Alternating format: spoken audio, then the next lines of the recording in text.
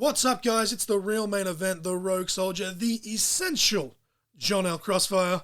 And I'm Mrs. Crossfire. And once again, you guys are tuned into Caught in Conversation. Shakalaka-laka.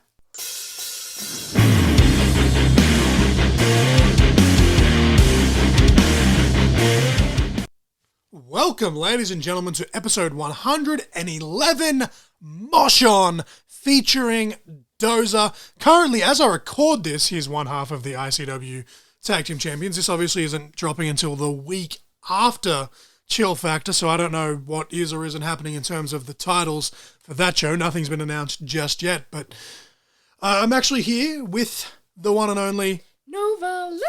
Of course, as always, I am the essential John L. Crossfire. I don't think I even actually said that. I just started going into my tirade of trying to be professional, but hey, we're all delirious. We've just finished up episode 110, which obviously will be a week before you've heard this one, with ads from Royal Label. I'll try not to go off the rails as I did. Now, this conversation I actually recorded 2 days ago as I record this intro, and I'm recording this the same night after we've just pieced together the ads episode because we promised him for 110, so Dozer's 111, but this was one that actually came together pretty well. We've had a habit lately of the guests we've had of putting it off for a year and a half, but Dozer was on the list for a while, but we were just kind of putting it off just because we were waiting for the right time, and now, what better time now when he's got this YouTube channel to promote upcoming stuff with ICW as the, one half of the ICW Tag Champs as we record this. Again, if he's lost it by the time I put this out, then my bad, but Miss Crossfire wasn't actually a part of this conversation. She woke up with a really bad migraine that morning, unfortunately, so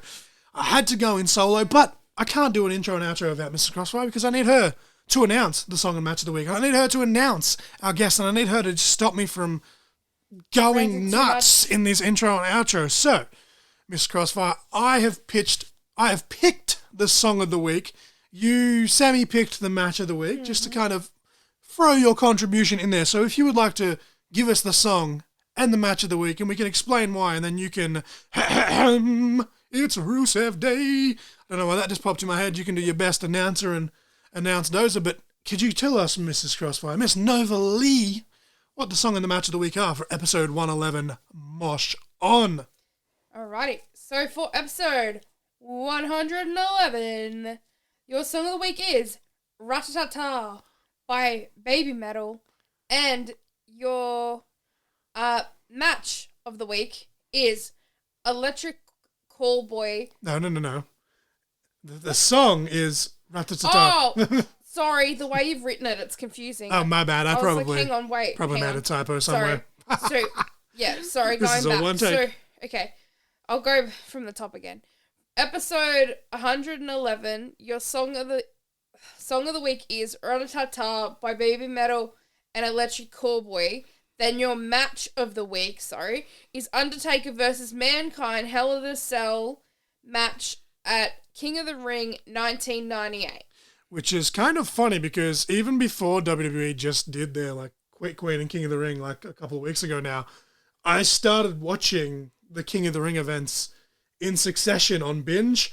And literally the one that I'm up to now, I've literally just finished watching the opening match. I'm literally up to King of the Ring 1998, which is pretty funny because Dozer mentions that match as his all-time favorite match in this conversation. And I was very shocked, honestly, when I went through the matches of the week and this one wasn't on it. Because again, much like other matches that we've talked about in the past, this is one that we have talked about at length on a multitude of episodes, and we somehow didn't have it on the match list. I boggled my mind. And of course, the song Ratatata by Baby Metal and Electric Callboy we did mention in this conversation with Dozer as well, but it's an absolute banger. Literally, I listened to it the day it came out just because Spotify and its recommendations were like, hey, you might like this song. And I was just like, holy shit, this slaps. And a few hours later, Dozer was like, hey, have you heard this song? And I was like, dude, I literally listened to it this morning. But yeah, absolutely slaps. Just absolute banger. But I think without ranting and going all over the place too much, I think we should just throw it to you, Mrs. Crossfire, and you can do your introduction. I was going to do his height and weight and everything because you do have that information for Extreme Capital Wrestling, but I was like, let's let's condense it here. He is representing Dozer's meta works, which is the main reason we're here to hype it up. But we're just talking about his wrestling journey in general, and of course, music in general, and even a bit of Assassin's Creed. But if you'd like to take it away and introduce our esteemed guest here. From the Mosh Pit, and he's currently one half of the ICW Tag Team Champions, Dozer!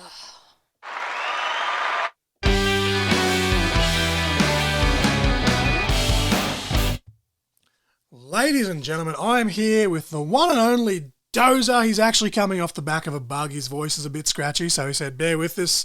Miss Novalese woke up with a migraine. We'll go more into that into the intro, but this part, once it's all put together, is just going to be just me and just Dozer. So hopefully that doesn't disappoint anyone, and hopefully we don't gas bag too long, because Lord knows where this will go with just the two of us without the wife here to kind of rein us in. But we've been chatting for about 5 or 6 minutes before this actually. All that stuff we just talked about will be cut, but we've been chatting for 5 or 6 minutes about video games, etc., etc. But just for the sake of this episode, Dozer, when it goes out officially, we always break the ice. This is predominantly a wrestling, podcast, and we'll talk about some music and other stuff throughout the conversation and plug all your stuff. But just to break the ice, for people that have been on the podcast for the first time, I always ask them the same question, and that is, what was your earliest wrestling memory? Oh, earliest wrestling? Oh, geez, I don't know. Well, I keep, there's two I'm trying to remember. Well, there's one, I'm not sure if it was wrestling, could have been something else. We were in a hotel, me and my parents were in a hotel room somewhere in Australia. I don't know where it was. And I turned the TV on, just happened to wrestling. I think it could have been Hulk Hogan on the TV. So I'm not sure if that was the first one. But the definite one I do remember is I was in high school. And I had a Mad magazine. And it had something to do with the WWF in it. Now, all the characters, it was all black and white. And there's one guy that looked interesting because it looked like his face had been painted, right, dressed in a suit, blah, blah, blah. So I took it to a guy at school and said, hey, Dan, you know you're wrestling. Who's this guy? And he goes, oh, that looks like the Ultimate Warrior. And I went, okay, no worries. And I said, well, I want to watch some of this stuff. I want to see what he's like. And then, can't remember if it was that week or the next week, went back to his place and he showed me some wrestling. He showed me the Ultimate Warrior. I went, oh, my God, this is awesome. And that was it. I was hooked. So that was my first memory. It's kind of funny when I talk to a lot of guys from your generation. Pretty much, it's always like Hulk Hogan comes up, but for people Hulk Hogan was like the big babyface, but the one that got him hooked was almost always Randy Savage or Ultimate Warrior. Ultimate Warrior has been, I think, probably the most common from between fans of 80s and 90s wrestling. Ultimate Warrior seems to be the go-to of just the way, I guess it's just the colors and like the craziness, and no, that's cool. And it's funny because like I'm actually learning this stuff about you, because although I've known you for probably like 8 or 9 years now, I still never really had this conversation. So it's awesome. But at what point from discovering pro wrestling did you discover that it existed in Australia? Oh, well, I actually didn't actually know till I actually started training. Now, that happened was, as you know, I'm a massive geek when it comes to comic books and pop culture stuff. So there used to be a shop here in Canberra many years ago that was run by an old mate of mine called Dave. And I was in there one day just checking out what was in and stuff like that. And Brian Cannon came in could have been with someone else, and he was handing out mini flyers or mini posters advertising a wrestling school. So I just happened to walk up and go, oh, wrestling, you're having a wrestling school? And he goes, yeah. I went, cool, I love wrestling. And he goes, oh, you should come down and start. I said, well, I don't have the money this weekend, but I'll definitely come down next weekend, which I did. And then once I came down that following weekend, started paying and started training.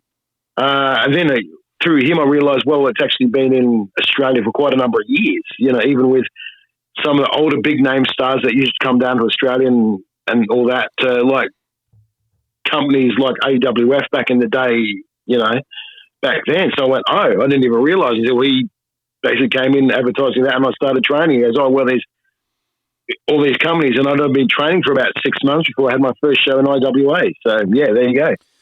Well, that blends into the next part of the question, because it's just, what was the deciding factor that got you into the business, and when did you decide you wanted to do it? But it sounds like it kind of just fell into your lap almost. Yeah, pretty much. And I still keep in contact with Brian Cannon now and then.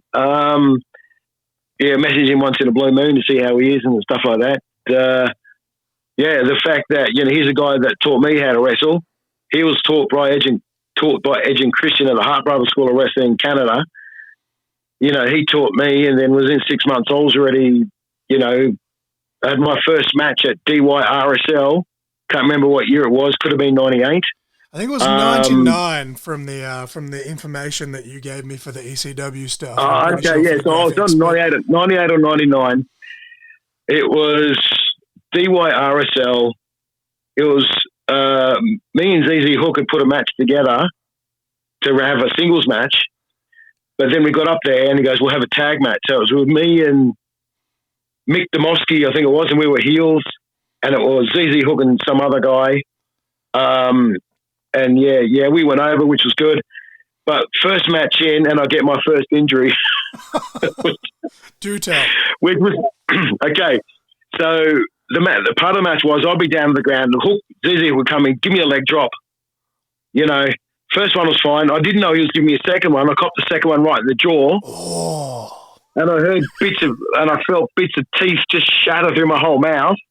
Just like really minute pieces. It's like, right. But it didn't dislocate my jaw, but it was uncomfortable. And you know what made it worse, Johnny? As a congratulations on the way home, Brian Canada decided to take us to an all-you-can-eat restaurant. Do you think I could eat anything? No. I remember actually though. I think it was 2019 now. It was 2018, 2019. I think it was 2019. Where there was a show there for ICW where, for whatever reason, Brian just happened to be in town, and he came like halfway through the show. But I remember he just rocked up and watched like the second half of the show, and I remember like all you guys like going back to basically being rookies all of a sudden, because you were just like, it wasn't expected. He just showed up, and I remember you backstage like shitting yourself going, Brian's here, and I'm like, and you said Brian Cannon, and it didn't kind of register, and then you said Dingo Cannon, and I was like, oh shit, and then like I've like gone out and I've met him and I shook his hand, and I was just like, I was like, I don't get starstruck very often, but like knowing what he's done for Australian wrestling and what he's still doing now for Australia, like he just got a Lifetime Achievement Award from Integrity, which is a new promotion in Sydney. Essentially, they've got a decent enough funding to where it's not quite a Hall of Fame, but it's in that same vein. And I'm like, he was the first one announced along with Thunder. And I'm like, honestly, I can't think of anyone better than Dingo Cannon to be announced for that. But like the fact that he's still killing it, like in Japan, and now he's back here in Australia, still killing it after all these years is just ridiculous to me. I actually remember that night very very fondly too. And it's like, holy, because I've walked out the back because I couldn't wrestle that night because I was injured or sick or something, but I was still ringside. I think you injured yourself at work, like in your shoot job, and unfortunately had to. So I've gone around to the canteen. I saw Cannon, and he saw me, and I've just gone, oh my god! And then I started introducing to everyone as the Stan Lee of Australian wrestling. Actually, I remember when you said that to me, I fucking popped so hard. I was just like, yes. And me and Rob, we both got photos with him, and that was a friggin' blast from the past. But he's I'm glad he's still doing well. He's got a condition now as well, but he hasn't let him stop him to continue wrestling, which is like same with me. I've got a whole bunch of conditions wrong with me, but I'm still doing it. So Well, I did say actually that Integrity, upon him getting diagnosed with, I'm not even going to attempt to say the word because I'll butcher it, but they're actually their next show is actually raising money for that, and he's basically being a spokesperson for it. So as you say, like, it's affecting him, like, obviously physically, but at the same time, he's trying to be a spokesperson for everyone else with it and saying, hey, like, let's raise money for all of these other people. So he's being, while, doing his thing, he's still being selfless in a way that he's raising awareness for everyone else, which is awesome. But we'll move away from wrestling for a bit. And as you know, I'm ADHD as hell, so this conversation's going to go all over the place. But we obviously can't talk about you, Dozer, without talking about your love for music, and we'll get into the YouTube channel a bit later in the conversation, but what really got you started for your love for music, and who was the first band that you really fell in love with? Ooh, well, not many people know that I actually did get into heavy metal till I was high school. So you're looking at about 88, 89 is when I got into metal. But before that, because not many people know, I lived in Hong Kong for 6.5 years. Oh, okay. Because my dad, may he rest in peace, even though I was an adoptive dad, he ran the YMCA over there on Kowloon in the mainland of Hong Kong between 79 and December 86 when we moved back to Australia. But back then, all I listened to was the normal radio station. So back in the 80s, all I listened to was chart music. I did have favourite artists, Madonna and Billy Joel were my favourite non-heavy metal artists back then. And not many people, most of my friends know that even today, I'll listen to metal 75 to 80% of the time. Other time I'll listen to chart music, pop music. I mean, there's a lot of music today that I won't touch with 10-foot barge pole, but I'm still more than happy to go back and listen to stuff from the 80s. Look, I've always said, if someone said, what's your favourite song from the 80s, I can definitely turn around and say it'll have to be Africa by Toto. That still slaps though. Like even today, you put that on like at a wrestling show or a bar, or just everyone that's in the room will sing along to it, no matter how young or old, and that's freaking awesome. Yeah. Like, yeah, because that's the funny thing. Rex and I've had this conversation on many occasions as well. There's a lot of bands or artists, whether it's yesterday's artist or today's artist, or from the 90s or noughties and stuff, where they release a song. And the song is an absolute banger, right? Or two songs, an absolute banger. And you try and get into more of their music, and it just sucks. You can't listen to it. A classic band there is Survivor. Oh, right? Everyone knows. Right? Eye of the Tiger. Well, that's the thing. Everyone knows Eye of the Tiger, right? But then the other big song they had was Burning Heart, which is the one I prefer. Oh, and that yes, was actually. Honestly, I'm with you there. And the thing is, years ago, I had listened to their Greatest Hits album, Johnny, and God, it was freaking shit house. I was going, what the hell? Come on, boys. But, and I'll even say there was this, I'm not sure if you remember the song Superstar by Jamia. Right, more of a pop R&B song there back in the 90s or 90s. The artist sounds familiar, but the song, if I heard the song, it'd probably be familiar, but the name of it's not ringing any bells. As I said, I actually love that song. I thought it was a great song, very catchy, right? And that was, like I said to Rex, I want to really listen to other music, but I'm scared because this song was so great. Do I really want to listen to the rest of her stuff? And the thing is, I did actually listen to some of her stuff, and it wasn't too bad. So it's literally hit and miss. Even with heavy metal, you might listen to one track and go, oh, my God, this is freaking banger. And listen to other shit and go, well, yeah, I'm not really keen on this, But that's just music, Even my YouTube channel, I might go and talk about albums on the year I do. And I said, well, there's only one standout track on this album, and that was this one. So that's because sometimes I might not have been able to listen to the album for a long enough time to pick it, and then there's albums where I've listened to it that many times I can't even pick a favourite song because all tracks are fantastic. So, man. Well, just before we get into the YouTube stuff, if we had to pick metal specifically, what was the first metal band when you were in high school that brought you to metal? Well, I'd probably have to be the one who's still my favourite band.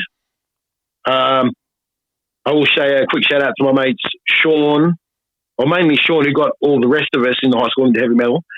But Iron Maiden was definitely the one that got me into them. And to this day, they're still my favourite band of all time. Seen them twice in concert. Was going to see them on their Legacy of the Beast tour, but then, of course, had to cancel it because of COVID and all that kind of stuff.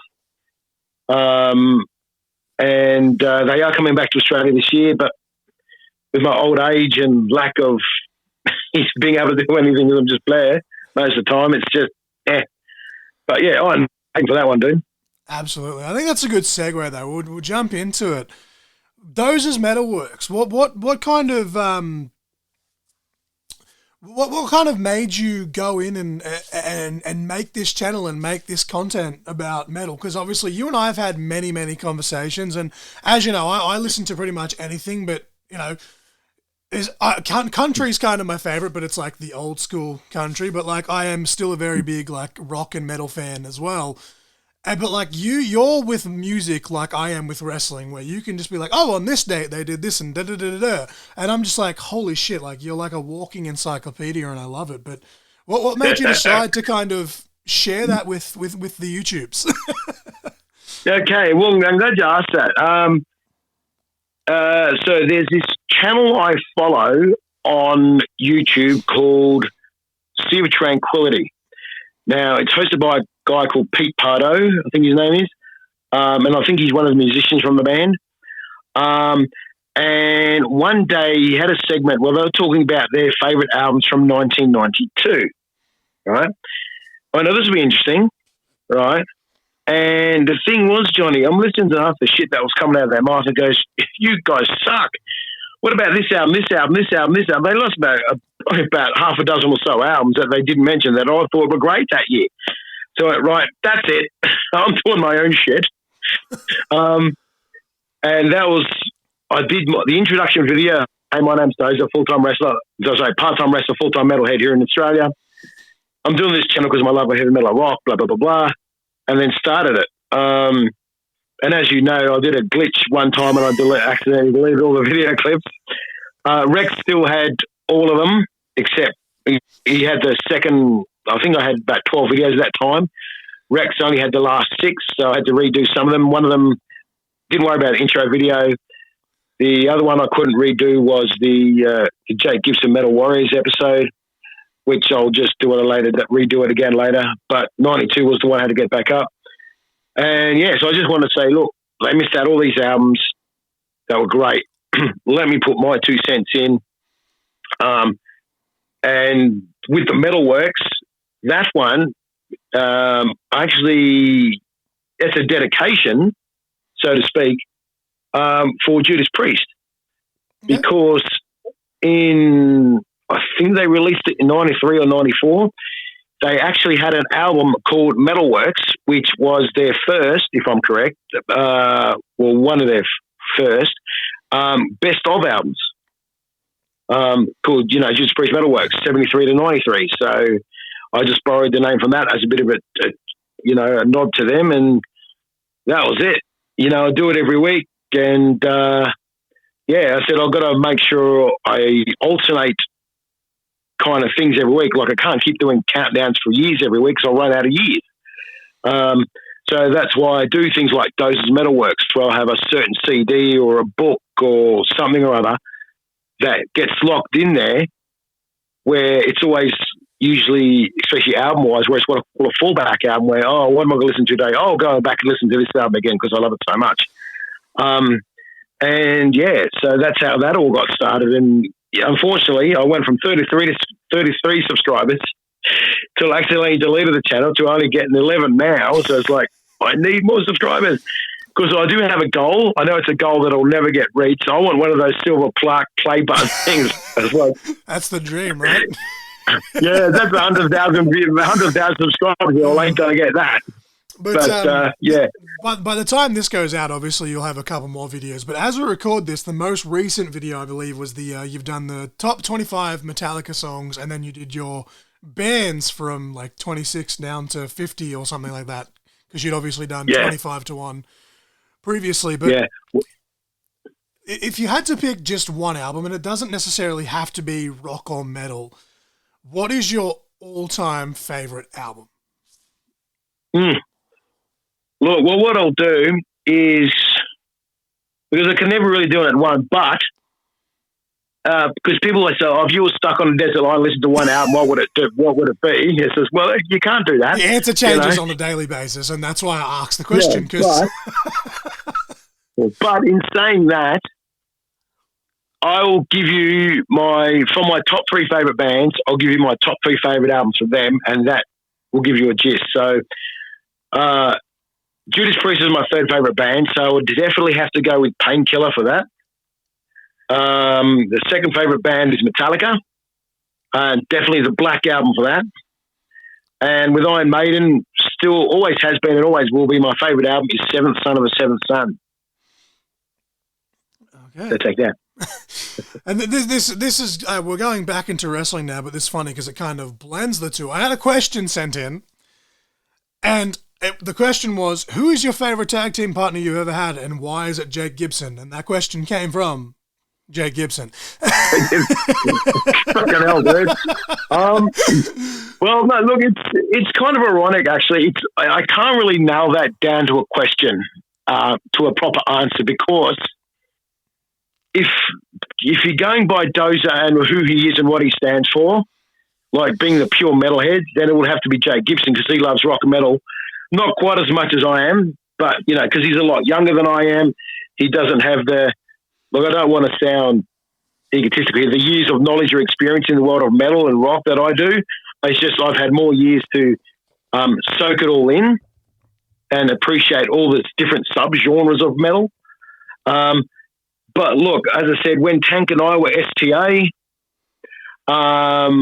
breaking kayfabe a bit here, but even when I do my Wrath character, you know, when it was Wrath and Super Crimson Mask as WMD, you know, Wrestlers of Mass Destruction, you know, all three of them have been pretty much, you know, guys I've loved working with, and of course Rex.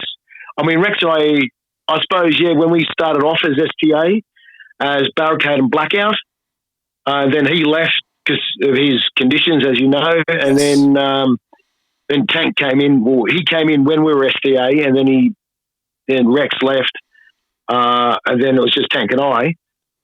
So kind of Rex and Tank, because there was kind of three of us, then back to two of us and stuff. But look, I can't really judge because they've all been great to work with. So, Jake, I know you're probably listening. You are one of the greatest guys I've worked with. But I'm biased because you're into metal, so you know. Sorry, Tank and Blackjack. I would like to point out, though, on a technicality, that myself and Dozer are undefeated as a tag team. 1-0, it still counts.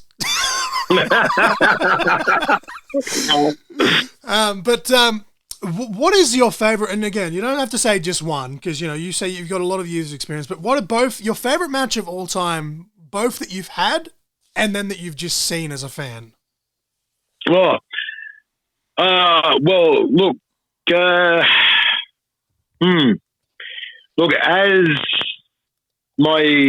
as you know, I've got multiple characters. Bone Crusher's only been around for a couple of years, so we won't mention him. We won't worry about Void because that was a fail, ever that one. I didn't even know about that until you told me the story, and I was like, shit, I must have missed that. And you're just like, yeah. But like, and as I said, Dozer was basically did Barricade to Blackout to Warpath. No, sorry, it was Barricade to Warpath to back to Dozer.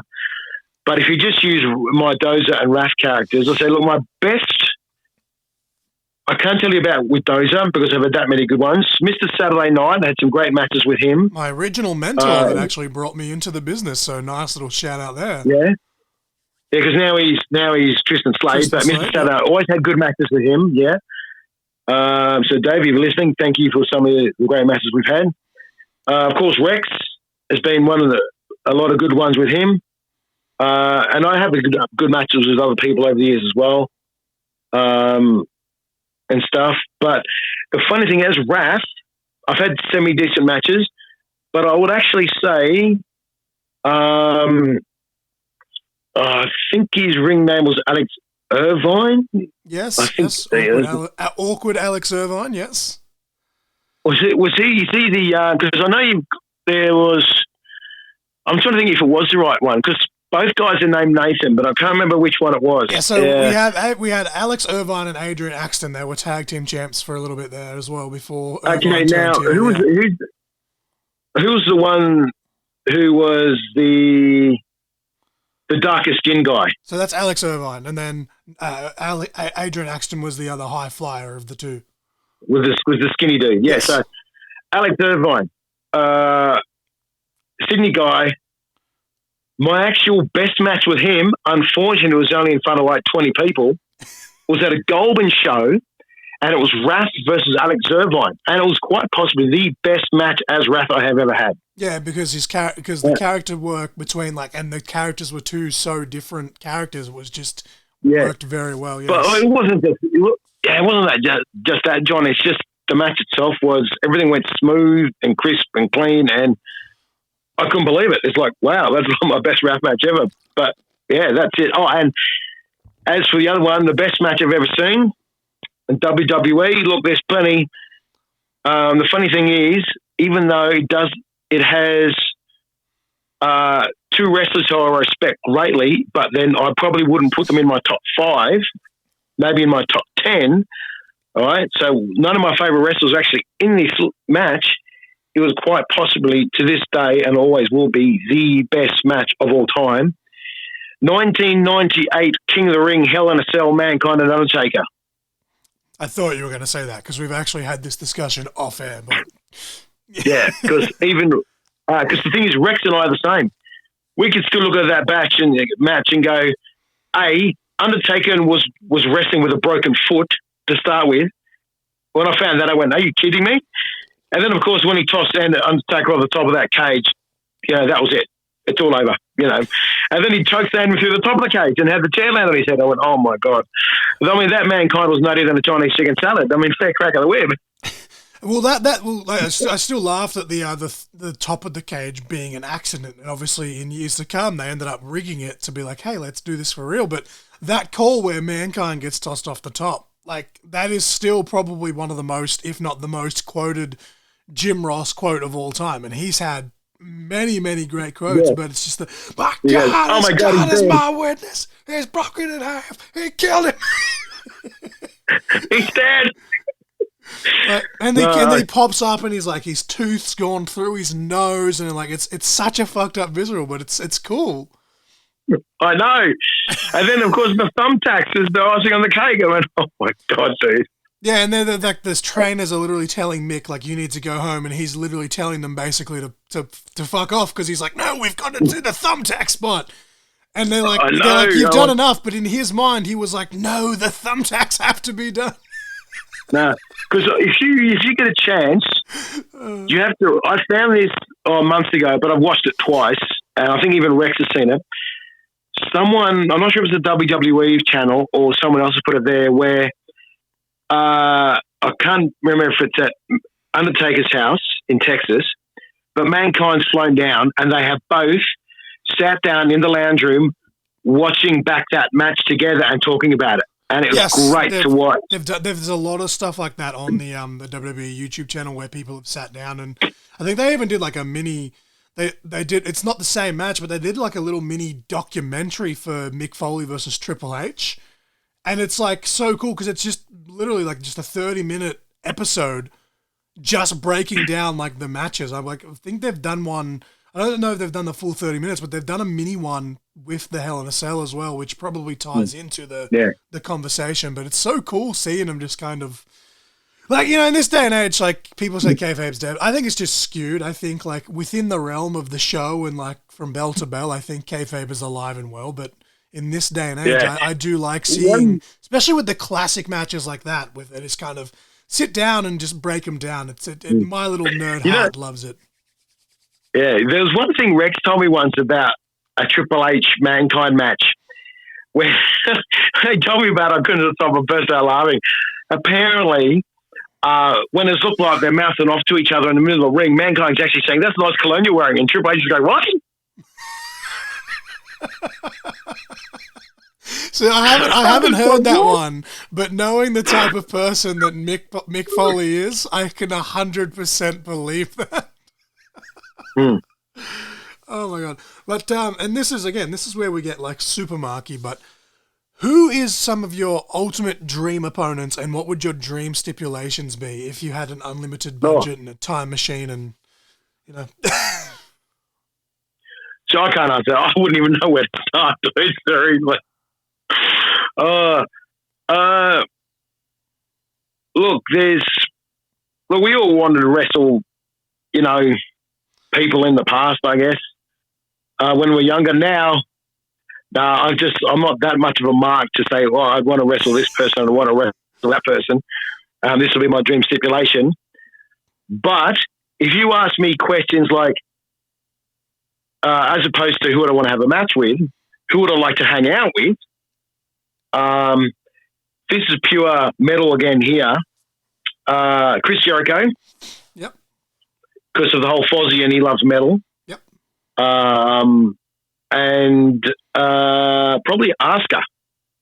Because as you know, I like the Asian women.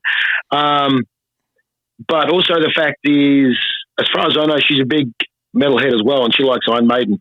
Oh, plus I suppose Rhea Ripley because she's metal as well. So, dude, and I think Austin was metal to a degree because he released an album many years ago called Stone Cold Metal, and I used to actually have a copy of it. They actually did too. They literally did Stone Cold Metal and Stone Cold Country, and he handpicked the tracks for both of them, and I was just like, that, yes, like so much yes.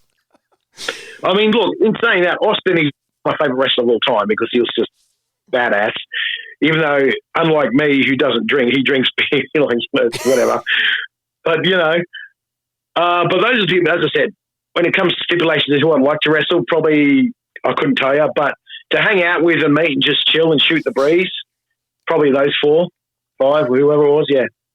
Well, if we rephrase it, what are some of your favourite match stipulations then? Oh, stipulations. Oh, look, we wouldn't go as far as stipulations and such, but types of matches, which I suppose are stipulations, I guess, to a degree. My favourite, I mean, obviously the Hell in a Cell, even though that was my favourite match, my favourite stipulations or style of matches are actually TLC matches. Yes! The TLC because match. when you see the first 2 TLC matches with, what is it, Edge and Christian, the Hardy Boys and the Dudley Boys, you go, holy shit, guys. Well, not even what that. Like, the hell? They did like the first one they had, which was technically the ladder match at WrestleMania 16, and they pulled out all the fucking chairs and the tables, which then led to the TLC at SummerSlam, and then TLC 2, like, man, that's what made me go, I want to do this, which is fucking stupid, because you wouldn't see me doing those kinds of bumps, but it's like, wow, man, like. Oh, hell yeah. And I must admit, here's the thing that might interest you, though. I don't mind Elimination Chamber. I like the War Games where you have the 2 rings. But the thing that you might find interesting, because I think I've even told Rex this, that when it comes to WWE, WWF, when it comes to the steel cage matches, I actually prefer the old blue steel cage they used to have. Yes. Yeah, I think they look better, and they were just better than the current chicken wire freaking ones. Or even like in the mid to late 90s where they went to the black bar just because it was black, because it was Attitude, and I still thought that looked cooler than the current version of the cages they have now. What I'm just with other matches. Look back. This is going back a way now. The Buried Alive ones, the casket matches, they were interesting. The ones I always found interesting, even though it was Kane, the one that got shafted, the Inferno matches. Yes. Where you had the fire around the ringside. Do you remember those? Yes. And they redid it a few years ago with Kane, and well, it's actually about 10 years ago now, which is crazy, but they did the Ring of Fire match with Kane and Bray Wyatt, which was cool, and, rest in peace, Bray Wyatt, but I feel like they really failed to execute what they were going for compared to the old school Inferno matches. Oh, now speaking of Kane, Mr. Johnny, on Spotify at the moment, I'm halfway through because I won't always listen to this all the way through to for the get-go. I like to go and listen to other stuff, but I'm actually listening to Kane's autobiography on Spotify. Yes. There's so many wrestling ones on there at the moment that are included with premium, but the annoying thing is you only get 15 hours a month. So for me, being a blind bastard, reading books, I've got a magnifying glass and it's helped a lot now, but audiobooks have been my go-to for the last little bit. And it sucks because I burnt through a couple of them, and then I was like, oh, now I have to wait 28 days before I can listen to another one. I think you can buy extra time, but yeah. It costs pretty much the same as a full subscription, though, which is ridiculous. Yeah. And the thing that, when you were saying it, I thought it was only 12 hours, but it's 15 apparently according to you. So I was actually listening to Rob Halford's first book, his autobiography called Confess, right? Right. Listen to all that all the way through, no worries, sweet, not a problem. Then I was listening to his second book, Biblical, which is all just stories about on the road and stuff. And I could only get about a quarter of the way through. Oh, your time is up. What? That's where they get you.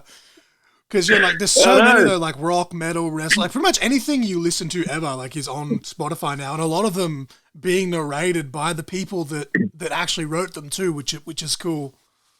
Yeah, exactly. The only thing, there is one audio book I want to listen to, but you actually have to pay for it. It's not like free to premium. You got to pay for it. It's called Flying in the Face of Fear. Now, this is going slightly off topic of wrestling and metal. Do you know what an A10 Thunderbolt is? I have absolutely zero clue, but please inform us. Okay. It's also called, it's affectionately known as an A10 Warthog, right? So it's a fighter jet, I guess it would be the closest thing you'd call it. It's not exactly the prettiest looking thing or sleek, but it's basically a tank buster plane, right? Now, it's very rare that a jet is built around the gun. Like this Gatling gun they've got in it is freaking huge. I think it's a Vulcan Gatling gun or something like that. I can't remember. And the cockpit is surrounded, like not the glass part, the canopy, but the rest of it, titanium steel. It's like its own bulletproof thing. And it's built to last. It's got a massive Gatling gun. It's got bombs up the wazoo. And it's basically a tank buster, right? And offers support to troops and stuff like that. The thing's a beast. Anyway, this female pilot, I can't remember her last name. Her first name is Kim. I think she was a lieutenant colonel or something. But her and her flight wingman, or whatever you want to call him, in Afghanistan, I think it was went to this battle to support the troops, right? And to cut it short, her jet was hit by an RPG. Oh, damn. Right? So her plane was pretty much screwed. Now, the thing about these A-10 Thunderbolts is, as you know, a lot of airplanes today all run on hydraulics, right? Now, this plane runs on a two-wire system where it's hydraulics and actual manual controls like cables.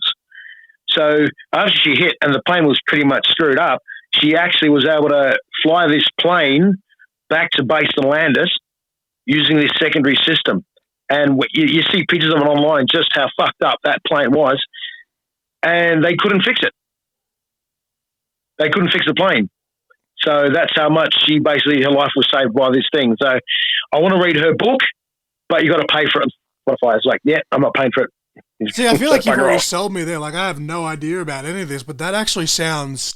That sounds like something out of like a Hollywood freaking movie. That sounds cool as hell. Oh, yeah. I'll have to, when we finish on Facebook, I'll send you a picture of what an A10 looks like. And as I said, it's not the prettiest looking thing, but the thing's it's a tank buster. It's not meant to be pretty, so, you know. But before we move on and we get to like the final plugs on that, we always end the official questions on a non-wrestling question, just kind of as like a fun fact. We actually had two of them because we couldn't decide, and Miss Nova Lee was going to ask one of them and I was going to ask the other. But seeing as how I'm doing this solo now, I'll ask them both. But if you could play any instrument in a band, what would it be and why? Drums. Drums? Always been drums. Don't get me wrong. Dozer smash on the drums. Yeah. Because as a thing, even though metal's my favourite and, you know, I do like pop music still to this day, depending on what mood I'm in. Another music, because I know a lot of people know that I can't stand country music, can't stand hip-hop or rap or R&B or anything like that. But to each their own when they like what they want. Keyboards is a lot of part of metal these days. That's kind of the norm. But one of my favourite instruments outside of the normal metal instruments is a saxophone. I love saxophones. I reckon they're great instruments. That's why jazz. I actually like to listen to more jazz, especially, clarinets maybe not so much, but saxophones, yeah. But drums, always like drums, especially when they started bringing in the double kicks. Whether you'd have the single bass drum with a double kick pedal or the two drums with the two double bass and the separate kick pedals. But, if you want to talk about wild drum kits, I went and saw Dream Theater when they first came to Australia, when they did the Systematic Chaos World Tour. Don't even ask me what freaking year it was. Actually, could have been 2008, I think it was. Because I think in the space of 10 days, I saw Dream Theater, Nightwish and Iron Maiden. So, now Mike Portnoy, who to me is probably one of the best heavy metal drummers in the world, who's just gone back to Dream Theater. I saw his drum kit, and I was like, holy shit, can he actually play all those drums? It was the biggest drum kit I've ever seen. And I've nicknamed Mike Portnoy the Octopus. My God. So, yeah, drumming all the way. I just think it's a great instrument. And there's some guys, like, when it comes to metal, like, there's a lot of metal I won't touch, like death metal, black metal, and stuff like that, because it's just too fast and it's just noise. Like, even a certain amount of Slipknot and Slayer I won't listen to because it's just constant noise. Whereas then you got bands like Dream Theater and Queensryche, who are progressive metal, who very technical, all over the place. They got beats, they got rhythm, they've got, yeah. So, but definitely drums to that one, dude. Did you have a favorite drummer? Well, like I said, obviously Lars Ulrich cops a bit of flack, but I said, well, he's not meant to be an overly technical drummer. Nico McBrain, the fact that Nico doesn't have a double kick pedal or double bass drum at all is fantastic. Iron Maiden's drummer. Then you got Mike Portnoy, who I call the Octopus. He's been in all these different bands, or Dream Theater mainly, but he's been Sons of Apollo, Metal Allegiance is a good thing he did. Who else? Probably Dave Lombardo, even though he's really fast, he's got technicality to his playing as well.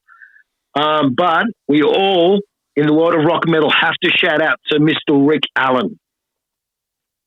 Who would think that a guy with one arm could be such a fantastic drummer? So, yeah, there you go. Tell me you know who Rick Allen is, dude. The name sounds familiar, but I can't put the band to it off the top of my head. So Rick Allen is the drummer for Def Leppard. Yes. Who, after the Pyromania album, lost his arm in an automobile accident. They found the arm, sewed it back on, didn't take, they chopped it off, and he still drums because everything he used to do with his left hand, he does just does with his left foot. And you listen to Hysteria, which is the album they did after he lost his arm, and just listen to the drumming on that. It's like, and you see live footage of it. I've seen Def Leppard twice, and to see this guy do what he does with one arm is just, it befuddles the mind, dude. Seriously, the guy's a legend. That's the ADHD brand kicking in there, because Def Leppard are one of my favorite 80s and rock bands in general. But when you said the name, I was like, fuck, I know the name, but the band just wasn't clicking. And then I was like, fuck, now I feel like a dumbass. But the last official question here, and it's funny because you and I were actually talking before we started this officially, and I might even, depending on whether I'm feeling lazy or not, I might even clip some of that in to the end of this. But what is your favorite Assassin's Creed game and why? There's a little fun fact here for Dozer. Oh, well. Well, there's probably about, you're pushing it, because there's what I call my favorite games, the middle games, and then there's the two games that I'm just really not a fan of at all. But look, I'll say my favorites, probably, well, for many years it was Syndicate, right? Because I love the time period it was set in, Victorian England. But I loved Evie Fry. I thought she was a very charismatic character and thought she was great. Because if we took a new school, we'll go Syndicate. It's probably one of them. Odyssey, because I'd say Cassandra is my favourite female character in Assassin's Creed. What was the other one I'm missing out on? Hang on, there was... Oh, no, I think it was those two are the more new school ones. Like, I don't mind Valhalla, but that's probably in the middle era. But the newer ones, you're probably looking at Syndicate and Odyssey. But I'd have to say these three are sort of classed as one because it's classed as the Ezio collection. And you would class it as the Ezio collection. So you got, because that's how PS4 re-released it. Yes. Where you can get Assassin's Creed 2, what was it? It was Assassin's Creed 2, Brotherhood, and Revelations all came in the re-release in the Ezio collection. So those three there, because Ezio was the most amazing character, so charismatic, so awesome, and I'll go around and go, Ezio Auditore de Firenze. Yeah, well, for the longest time, Brotherhood was my favorite, and although I don't think gameplay wise it's anywhere near as good, Odyssey became my favorite just because I did enjoy just the story and the characters, even though the gameplay was what it was. Yeah, because I also think what makes a game is the characters are a big thing, but also I think the special moves that you do. Yes. When you get your adrenaline up or whatever it is, and you do special moves with your weapons or your bow and arrows and your swords and stuff like that. I remember, I think one of my favourite one was in Odyssey, when you've got the Spear of Leonidas. You freaking throw it at one dude, grab it, throw it at another dude, grab it, throw it at another dude. Like, you've got that chain, and it's like, holy shit, that's freaking awesome. The funny thing is, though, as cool as some of them is, my favourite one was basic as fuck. I just loved the big old Spartan boot. You just, run up on a dude behind a cliff and just boot him flying. I know. I've done that where I've had it, and I've just booted some dude off the edge of a cliff, and his body just going. And you just watch him flying off the map, and you're just like, holy shit! I just booted his ass out of the country. I'll tell you one thing about Odyssey that freaking shat me. This is why I was pissed at Jess, because she got it first time around. This is for anyone who hasn't played the game. If you play it, there is different endings depending on who you kill, who you save, and things you save, right? Because the ultimate happy ending is, because let's say if I use Cassandra and Alexios, your brother, is the bad guy, right? At the end of the game, you save him, you save his soul, you save him.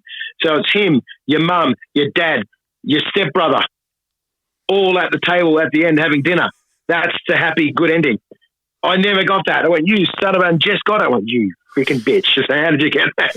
Yeah, because I did, because as I said, I've only done the one playthrough so far, but I did Alexios, and I saved the sister and then the mum.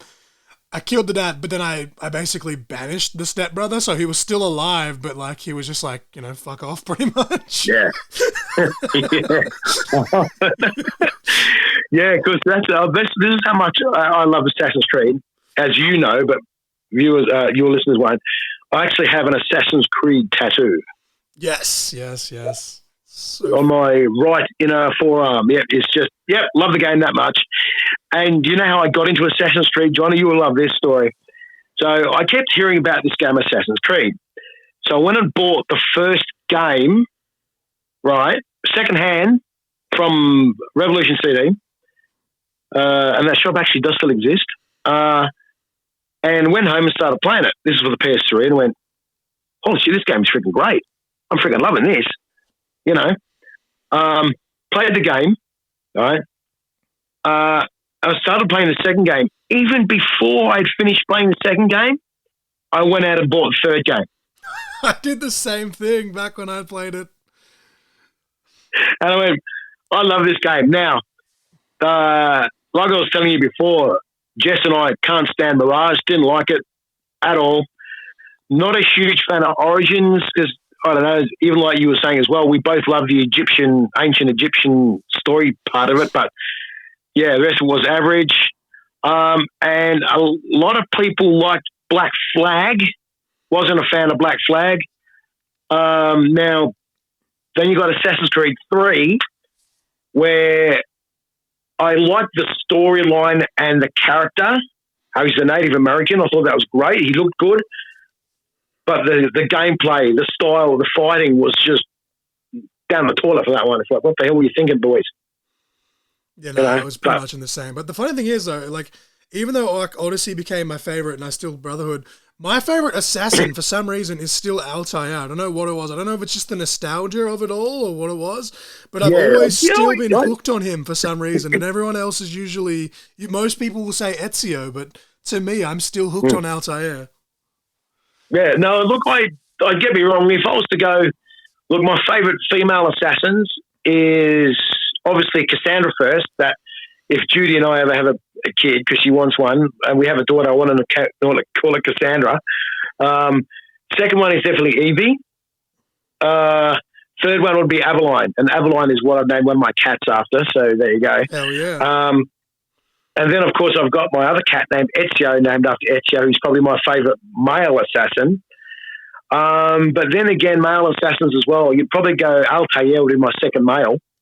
As for third, I think I can tell you who my third male assassin would be. I'll probably say I like his character, but feel sorry for what happens to him. Is probably the guy in Liberty.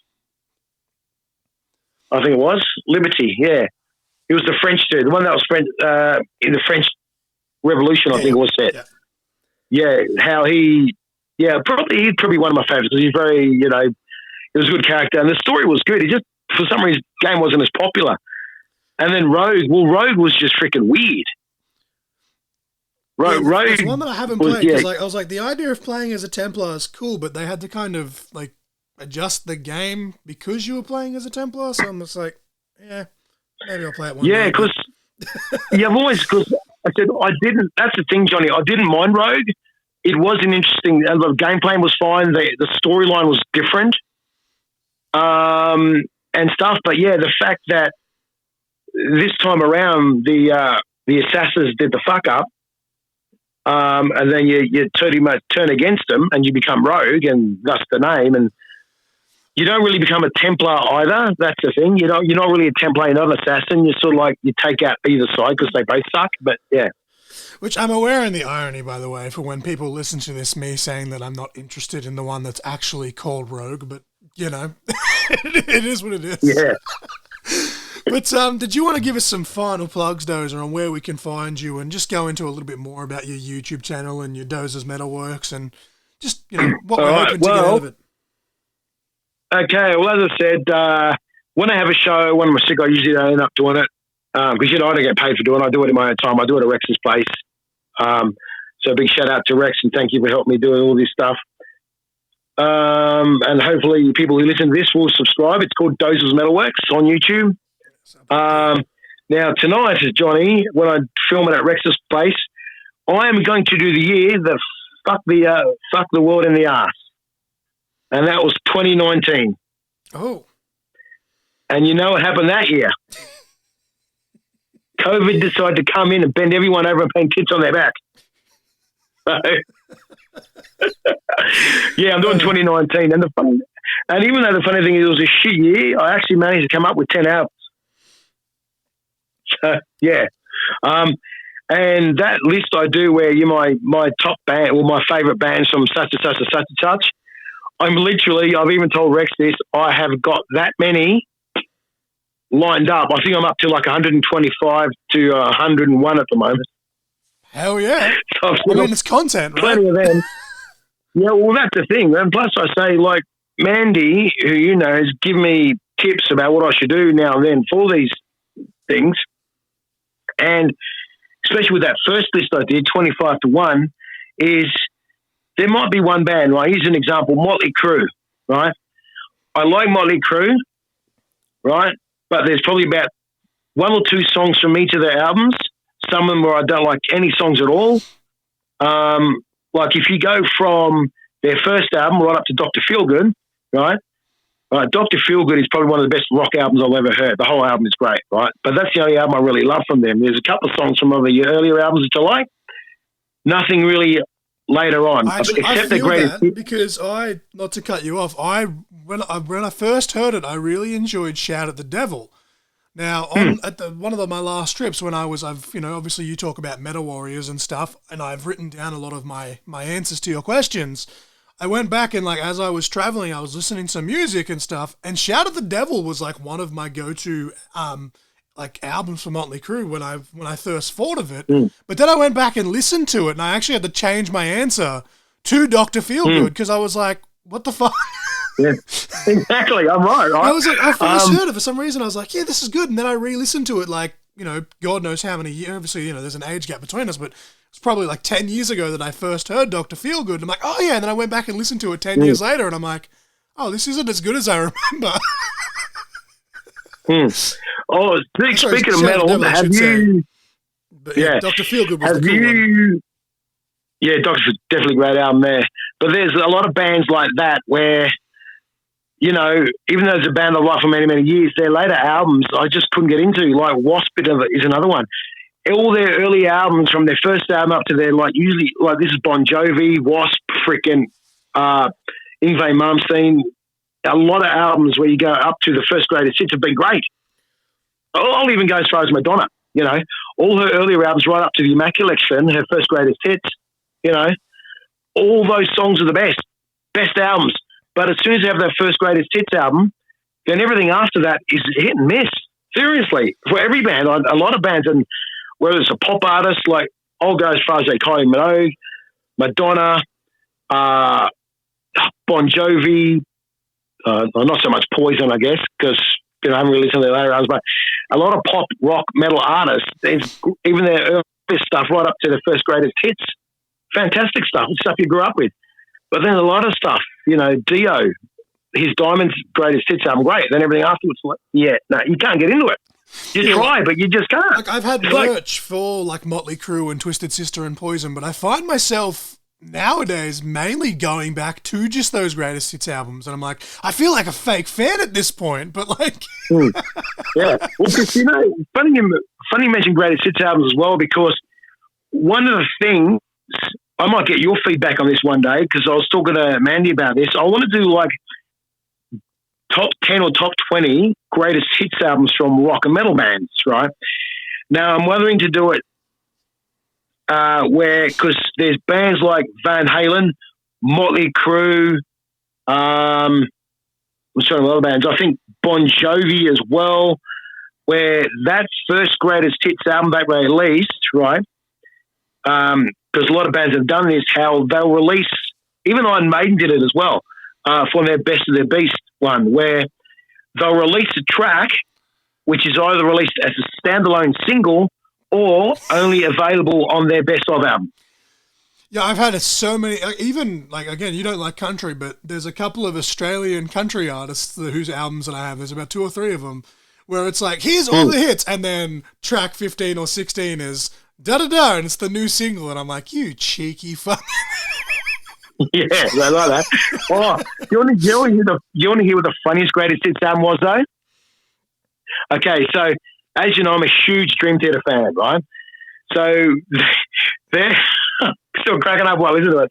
It's called Greatest Hit, Another Good Songs, or Another Great Songs, or something like that. And when I saw what their greatest hit actually was, I went, yes, because that's my favourite Dream Theater song of all time, and that's Pull Me Under.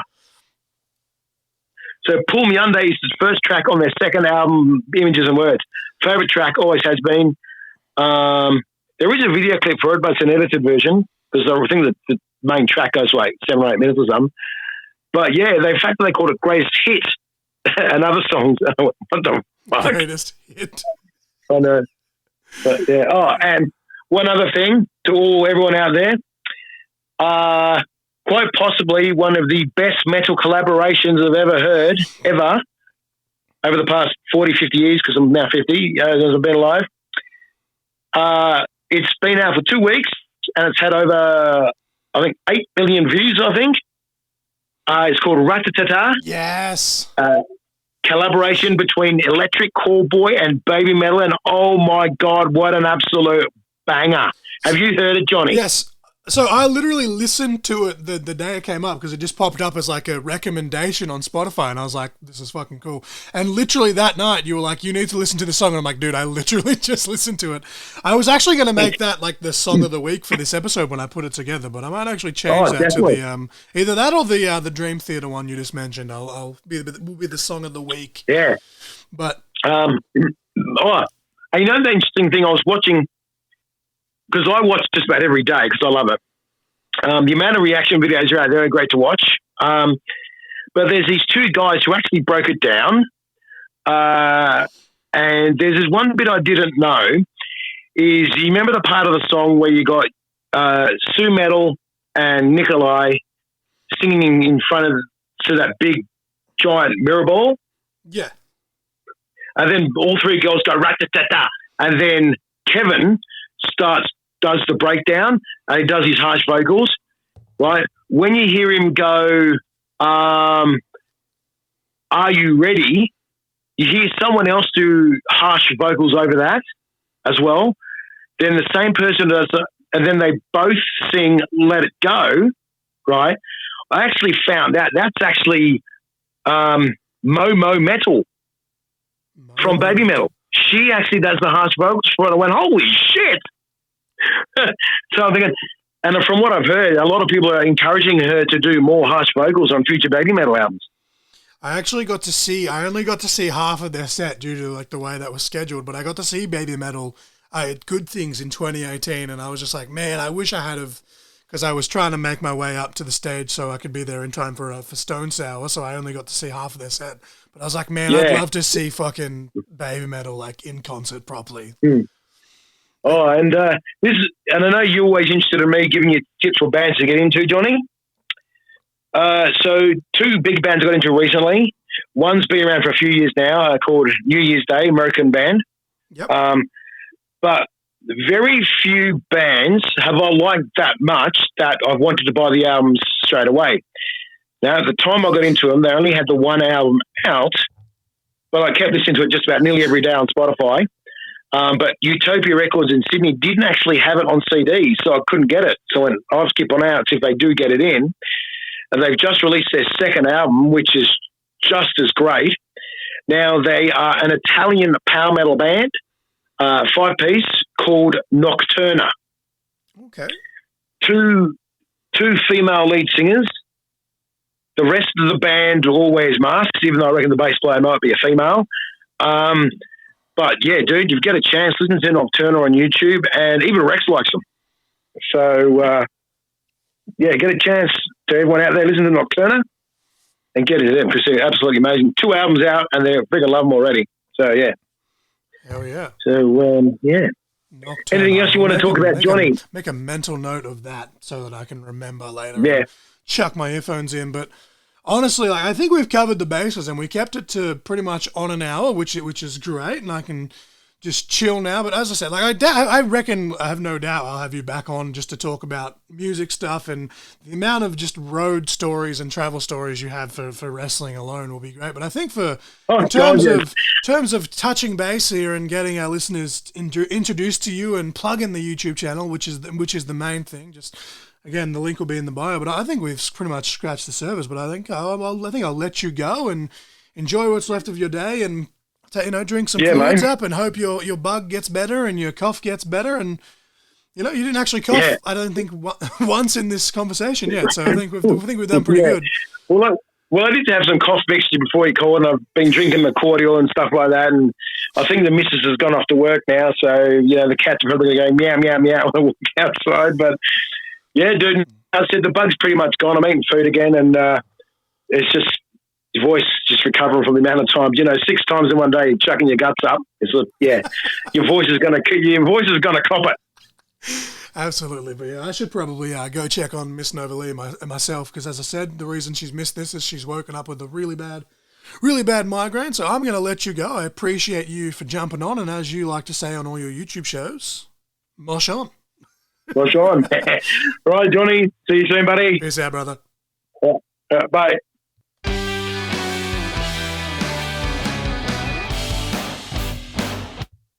All right, right, ladies and gentlemen, that was Dozer. Dozer smash! That's always my favourite part of any Dozer match when I'm on commentary. And you actually joined in on me last time when we did it. Dozer smash! Dozer smash! It's one of my favourite, as I said, it's my favourite part of any Dozer match when I'm on commentary. And yeah, you joined in when I did it at ECW back in May. It was a fun time. But yeah, I thoroughly enjoyed this conversation with Dozer, and again, we'll definitely get him back on because the stories he has, both just on music and the stories he has with a 20-year wrestling career. I want to be there for the band. Definitely there. But I think again, for a first-time guest, you just got to try and cram as much as you can without info dumping too much. And we of course plugged Dozer's Metalworks as well, which the link to that will be in the description. Go subscribe. And he did allude to it in the conversation. He made a little bit of a boo-boo.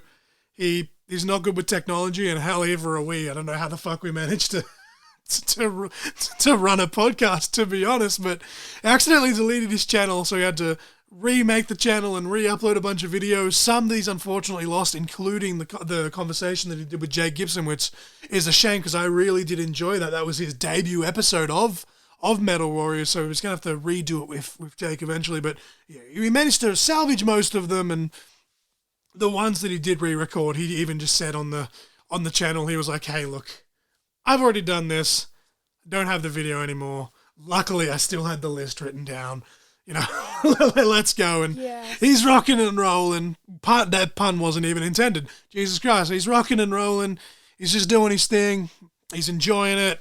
I'm enjoying it. I'm up to date now. As of listening to this, by the way, as of this one, the most recent one was the 2019 video that he did. And as of now, I've watched all of his videos. And again, there's times where I'm not like as big into metal as Dozer is, but I'm a very big rock guy. And there's times where I watch him, and there's ones that I agree with, there's ones that I disagree with. But that's the whole crux of him having that channel, is that he was listening to these guys who he agreed with most of their opinions, but then he said they had a succession of videos where they were like, but where's this album and where's that album? Even for an honorable mention, you can't forget. And it's just, it's a trickle effect, and it's just, that's the whole point of, I guess, music and wrestling, just life in general, I guess, is subjective, and it's just really cool that everyone has an opinion, and Doze is the type of guy that he's not going to argue with you, and I can vouch for that because I'm not the biggest Metallica fan. I'm only a fan of the hits, right? And I know that amongst metal fans, that's like, that's fucking, that's sacrilege. But I've talked to Dozer about this, and I'm like, look, I like what I like. They're extremely talented musicians. We'll never take that away from them. But they're just like not my cup of tea per se. But of course, if, Enter Sandman or fucking, Unforgiven or Sad But True or For Whom the Bell Tolls or some of the more modern ones like All Nightmare Long and Sant Anger. I know I've met some hardcore Metallica fans that shit on the Sant Anger album as a whole, but I actually enjoy some of the songs off that album. Frantic is actually one of my favorite Metallica songs from the songs that I do like, right? And again, there's hardcore Metallica fans that'll be like, no, you're wrong, and but Dozer will just say, be like, hey, this song isn't my cup of tea. I like this, and this, and this is what you're going to get from his YouTube channel, and you're going to get some info and you're going to educate it, I guess, but no, he's not going to do it in a condescending type of way. He's just going to, like he does make the jokes, and I make the joke to him now, like with the, what's the thing about people wearing band merch just for fashion?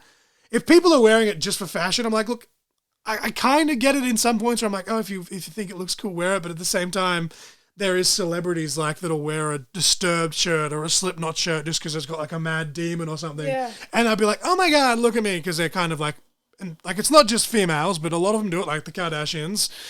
And I know that one of them actually is. I know one of them is actually a metalhead, but people like that'll be like, oh my God, like, basically, look at me, I'm so angsty because there's a fucking demon or something on my t-shirt. So, like, I get where he's coming from that aspect, but I always make that joke now when I see him. Like, he's wearing, for example, Iron Maiden is his favorite band.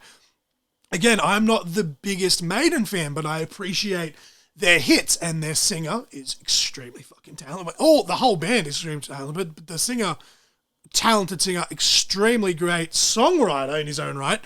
But I always make the joke of name 3 albums, name 5 songs. And I'm like, obviously he can because it's his favorite band. But like, it's just the kind of thing that we kind of just banter about. But he's not that dude that's gonna shit on you per se. Like he's just gonna basically have a conversation with you, and maybe you'll learn something. Maybe you'll agree with something. Maybe you'll disagree with something. But he's just a fountain of music information, basically. And he even says in this conversation, obviously you listen to the outro, where he was talking about Jake Gibson and how much Jake Gibson likes music. And he wasn't trying to be egotistical about it, but because he has been around for, 20 years longer than Jake Gibson has, he's been able to experience more and take in more. And it's just how it is, It's just, yeah. And he's got a very, very, very musical mind in general. The fact that he listened to Madonna as a kid threw me. Miss Crossfire hasn't actually listened to this conversation while doing this intro and outro. She's just kind of heard the clip notes from me. But yeah, the fact that Madonna was one of like the first big people that Dozer fell in love with for music is a crazy thing for me to think about. But no, I greatly enjoyed this conversation. I loved wrestling talk. I loved the music talk. I loved the Assassin's Creed talk at the end. But yeah, no, thanks to Dozer for coming on. And as I said, hopefully he's still one half of the ICW Tag Champs by the time this episode drops. But yeah, speaking of ICW, Saturday Night Smash, August 17th. Again, if tickets are on sale by the time this episode's out, I'll edit it into the description. My link tree is there that contains our pro wrestling tees. And I say our because there is an official Nova Lee t-shirt on there now. Ooh, I have a shirt. As well as the brand new Court and Conversation logo t-shirt and the What Are Words shirt. And there's also there's actually 2 Mr. and Mrs. Crossfire shirts on there for the podcast as well. There's our wedding one. There's my John Crossfire logo, which I've given the Kevin Owens treatment with the duct tape and the Sharpie that says Mr. and Mrs. over the top. Myself, to be honest. And it actually says Court and Crossfire on the back, which the OG one doesn't. So, but no, like all the links are there. The Amazon wish list. My sale, I think, is ending just as this episode drops. I think it's actually the day after this episode drops. But yeah, hit me up for Crossfire_graphics on Instagram. I feel like my prices are pretty reasonable with the work that I'm pumping out. If you've seen the stuff I've done for World Series, like, not to toot my own horn, I'm pretty fucking proud of some of those that I've put together. And even just today, as I record this, I just threw together that AJ Francis one while we were just sitting here watching 2.5 Men, just because I saw the picture pop up and I was like, hey, that's cool. And I just smashed out an 8x10 in about an hour just because inspiration struck and I'm ADHD as fuck. But yeah, Miss Nova Lee's Instagram's going to be there. Ticket links to July 20th, MXW, Battle of the Border, South Australia versus Victoria will be there. ICW Central West, October 26th, of course, the Emma Butler Memorial Show. That's the main one I've been hammering on all of these episodes just because it does mean so much to me. November 23rd, ECW presents A Hard Day's Fight. Again, if tickets are on sale by that point, they've announced that that's when the shows happen. I'll edit the description and I'll chuck it in there and yada, yada, yada, which is another shirt that's probably going to come eventually. But yeah, just check all the links, subscribe to Doze's channel, follow him on Instagram, like him on Facebook.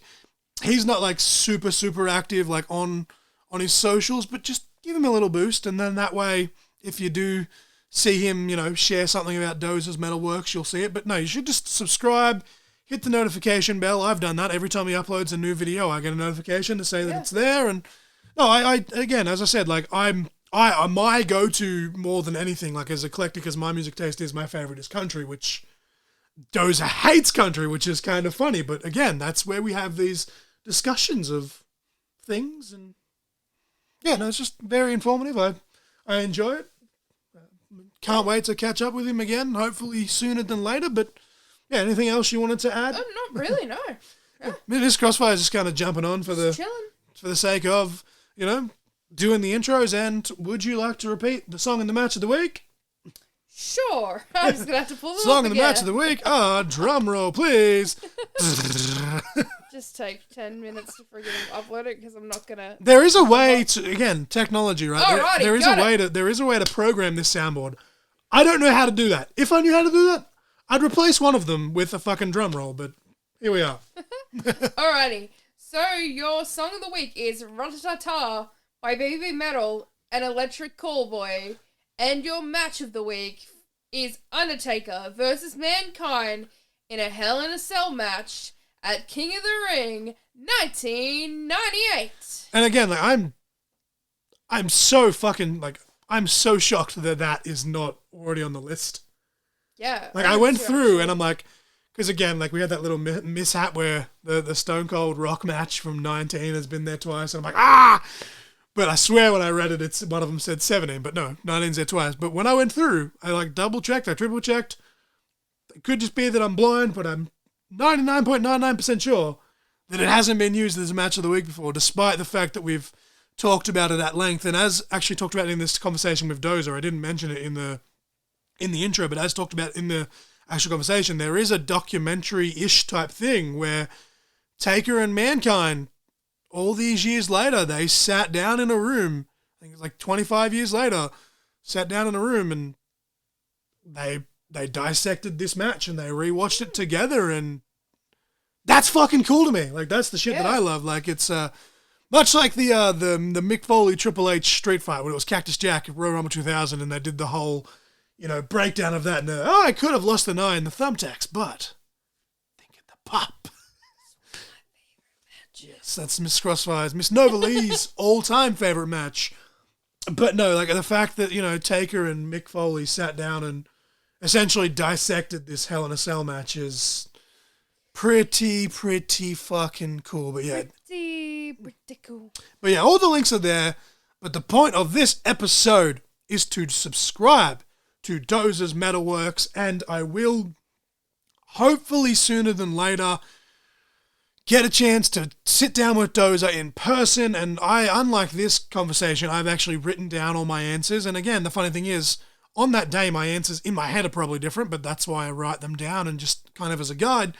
But, write down and, sit down and stand up, depending on where it's being filmed at. But I'm going to be doing an episode of Metal Warriors with Dozer at some point, and I've written down all answers to all but the very last question, which I'm going to try and that's the one I'm just going to freeball on the day, and whatever comes. But no, I'm very excited. Subscribe to his channel. As I said, I'm ranting, I'm raving, we do it every week. Ranting, reviewing, and marking out. It's the tagline of this entire operation, and the ranting is very heavy on the ranting. Sorry, not sorry, but no, just a very insightful. And Miss Novalee, you've actually watched some of his videos with me. Yeah, He does a good job really of good. mixing it up, and as he said, he doesn't want to do a countdown every week. Sometimes he does the countdown, other time he does the Dozer's Vault, where he shows off like memorabilia. I can't really go into it too much because I don't know what he's going to do, but he's got a segment called Dozer's Smash coming up where I think he's just going to talk about stuff in pop culture that I guess tickle his fancy on that particular week or day or whatever. That could even be Assassin's Creed that we talked about here, or, The Simpsons, or just something random. Dozer has a massive collection of Goku Funko Pops, specifically just Goku. And I'm like, that's funny because I only own one Goku Funko out of all of the Dragon Ball Z ones that I have, and Dozer, as Dozer would say to me, shame on me, but I'm more of a Vegeta dude. But yeah, he's just Dozer Smash. I can't wait to see him actually do some of those, because that's the shit that I understand more, I guess. But yeah, there's that. But yeah, he did a countdown. He did his top 25 bands. So he went backwards from 25 to 1, obviously 1 being the best. And then he did another one where he's like, just basically trickling down. He went 50 to 26. He's got down to 75 ready to go. But he said that he's actually put pen to paper and he's up to like 125 now. Of like all-time favorite bands. And he said, look, some of them, the order might change depending on the day, but he's just going to rattle off like all of these brands bands. So I guess a band is a brand. All of these bands that he loves, and he's just basically challenging himself in a way to figure out how many bands he can consecutively say or consistently say that he's listened to X amount of songs or X amount of albums. And hey, fuck, more power to him. Again, he's got more experience than us, so he's got had more time to listen to some of these awesome bands. But yeah, just sub to the channel. I'm ranting, I'm raving. Do you have anything else you need to add before I... No, that's pretty much it. But hey, it's still going to be about an hour 25, so I think we're still doing good. We're still rocking and rolling. Yeah. But yeah, just click the links. I stress that every week. But there's just all the stuff is there. Please support the pod by buying a shirt, yada, yada, yada. Subscribe to Dozer's channel. Buy a ticket for all of the many wrestling shows that appear in that description every week. And just, I am the Essential John L. Crossfire. I am Nova Lee. And you were just caught. In conversation. Shakalaka. Actually did it in the right order this week. Hey! Woo, woo, woo, woo. Adios, amigos.